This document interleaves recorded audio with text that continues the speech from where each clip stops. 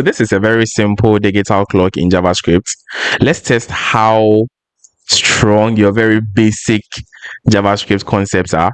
Right, before you proceed with the rest of this video, can you think about how this particular clock is working? What is making everything come in place, what is making the seconds move, and stuff like that before you proceed with the rest of the video.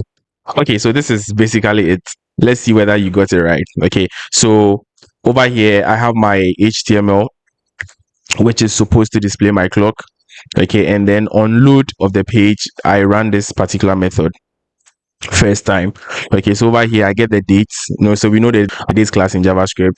I get the hours, we get the minutes, and then we get the seconds too as well, and then we set the initial session to 1 a.m. Okay, now the get hours gives us the hours from 0 to 23, 0 being 12 midnight. Okay, so it's the 24-hour clock.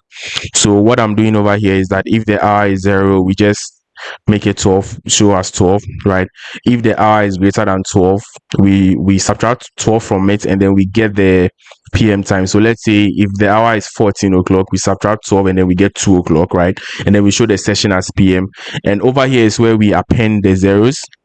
Okay, so if it's less than 10, which means it's a single digit, then we sort of can add a 0 to before the hour time, and if it's more than 10, we can just display the particular hour.